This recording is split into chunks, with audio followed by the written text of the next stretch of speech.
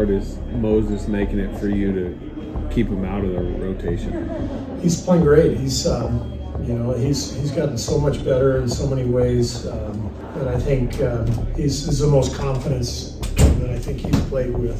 He's going to play a big role for us. The Golden State Warriors have unleashed their absolute ultimate starting five on the NBA. And if you're not Golden State, you should be worried. Hey, what's happening, everyone? This is Switch Culture. The Warriors have yet to lose a preseason game, and considering the numerous starting lineups they've utilized up to this point, it's almost as if it has become impossible for this team to find a terrible lineup. No matter who they seem to put on the floor, by the time the bench comes in, the Warriors are up by 10 points or more. The team had been awaiting the return of Andrew Wiggins, who's on a minutes restriction to start his first few games, and while Steve Kerr has been going on and on about his physical appearance, what's important to me at least is how he is mentally. He's done well enough in his interviews to not show any signs of distress, but we all know how that can go. It'll be good to give him a few games to get rid of the rust so we can properly evaluate what he might actually be able to bring to the team this season. I brought up the possibility of Wiggins being used as the 2 guard next to Jonathan Kuminga at the 3 with Draymond and Trace as a bit of a power lineup for the Warriors that would be the best suited to get the team back to winning. Wiggins taking the 2 spot that Klay occupied over the last couple of years with JK at the 3 playing next to Draymond and Trace would be the best combination of offense and defense for the team. A few interesting developments really made it obvious. The first is De'Anthony Melton, who was out with back issues. Although Steve Kerr says it was just a precautionary measure, I'm going to raise a bit of a red flag here, and I'll explain in the video. The second development that we're seeing is Moses Moody putting a ton of pressure on the potential starting lineup. If JK isn't careful, we could see Moses Moody enter the lineup. This again is something I've mentioned before, that 2 of either Kuminga, Wiggins, or Moody will likely be in the starting lineup going forward, and at the moment, it's JK and Wiggins. A third development is that we see Buddy Hield coming off the bench as a 6th man, and it seems Kerr has nailed down the role that Buddy will be playing going forward. Be sure to watch the whole video to get all the details, but before that, don't forget to like the video and subscribe to Swish Culture for the most analytical and entertaining NBA content on the planet. Now get ready. You're about to get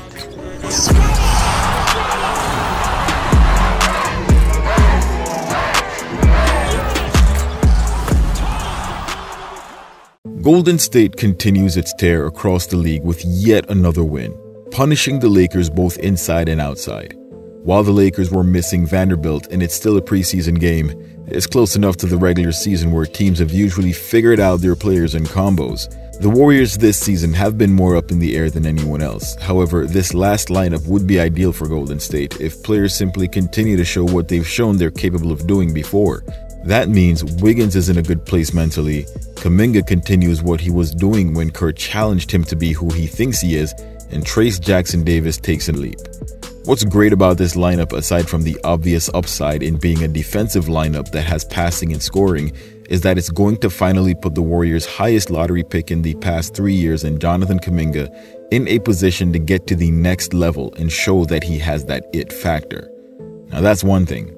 The next is that if for some reason one of these players isn't playing at the level the team needs, there are at least 2 players on deck ready to get the job done. This puts upward pressure on the starters to maintain a high level of production. This upward pressure on a dynamic lineup tends to put the best players forward. So despite this being the best starting lineup at the moment, things could change as the season gets going. That brings me to the Warriors' best preseason player. If there's one player that simply cannot be ignored so far, it has been Moses Moody.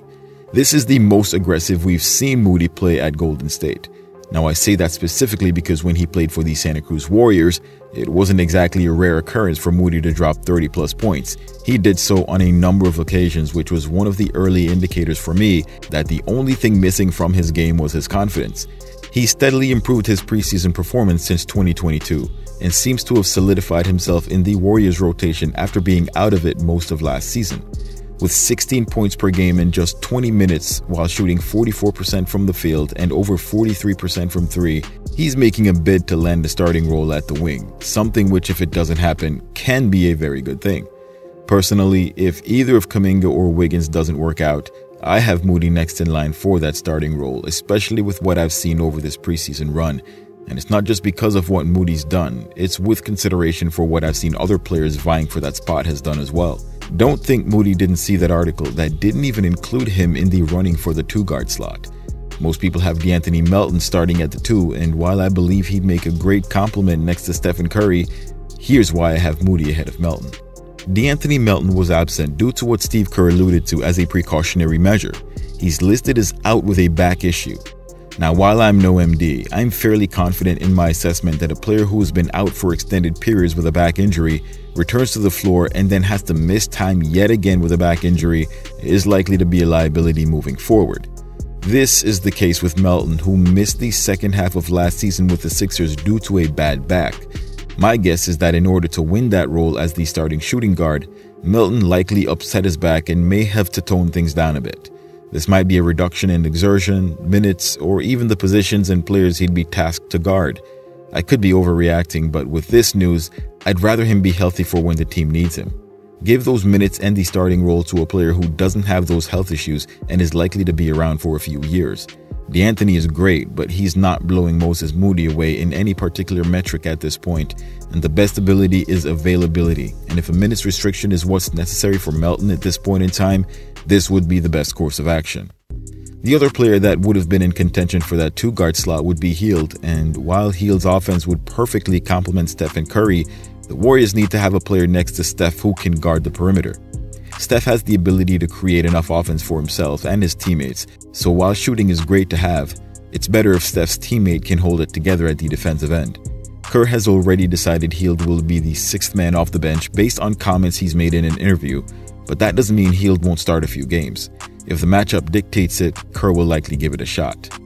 And the last player here that could be ahead of Moody is Pods, and Pods being the Warriors' other point guard, it might be best if he comes off the bench and plays with the second unit. He'd be perfect in a bench lineup next to Melton and Hield. Call them the Splash Buddies. It is still too early to determine how this new starting lineup works, considering this is Wiggins' first game back, but he scored 11 points in 21 minutes, going 3 of 9 from the field. He did go 5 for 5 from the free throw line, which is rather impressive as he struggled with his free throw shooting year after year. North of 40% on threes is very doable for Wiggins, and a lineup with he, JK, and Draymond on the floor could always use the increased floor spacing. Both Wiggins and JK are slashers that could go ISO and get a bucket or get to the line, so I'm expecting the Warriors to be shooting a lot more free throws with that lineup. While Steve's biggest concern is that floor spacing, if JK can hit those high percentages in the preseason, opposing teams leaving him open could be in trouble if they think guarding JK like they did Draymond Green is going to work. It's important that Steve lets JK know to let those threes fly if he's open on the catch and not to lose confidence. This takes pressure off Steph and opens the lane for Trace. This is the vision for this new lineup. Now, JK does have work to do on the defensive end. We saw it in a prior game where he let Terrence Mann drive by him to get to the basket, and then we saw him getting taken in the post by LeBron. Every possession is important, and that defensive lead that is there for him to take would put this team over the top as contenders. Another standout is Kyle Anderson, who has a plus 22 in 17 minutes, putting up 10 points on 4 for 7 from the field.